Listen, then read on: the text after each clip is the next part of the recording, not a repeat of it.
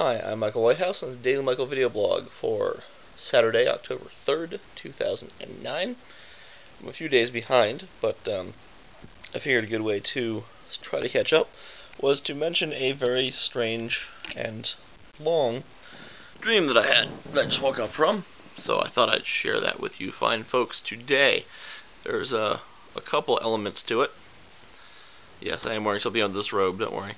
A couple elements to it. First, I dreamt that I was in some sort of gathering place. I don't know if it was a school or what, but that had been taken over by a terrorist with a machine gun.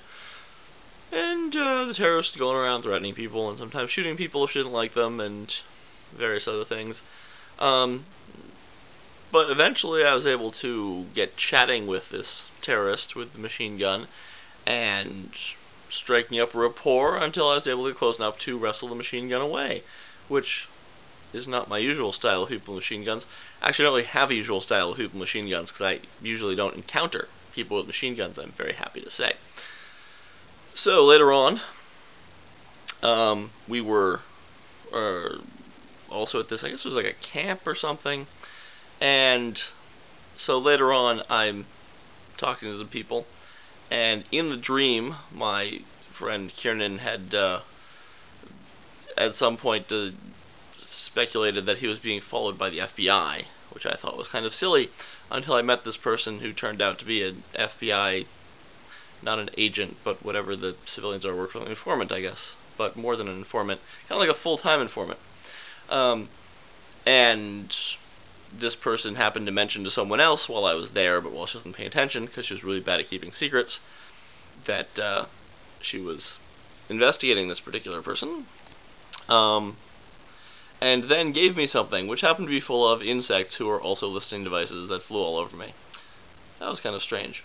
I think I got rid of all of them, but you can't really tell with listening bug insects. If you've gotten them all, there always might be one like in your hair or something, listening in. So there was that, and then more time passed, and there was this girl I was seeing. Probably similar to the girl I'm now seeing. And everything was going great there, and she was I believe in the dream, she was some sort of consultant, like business consultant, and I happened to run into an old friend from high school, also female, who, when I was talking to her, she said, you know, going over where you've been, she said that she had moved away years ago because I'd been too,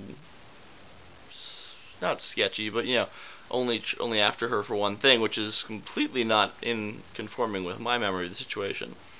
But she perceived it to be that way, and so that's part of why she had decided she didn't need to be in Massachusetts anymore, but she'd come back and decided that I was less sketchy and more to her liking, and decided to put the moves on me, which resulted in a very awkward scene of these two of them being in the same room a couple scenes later.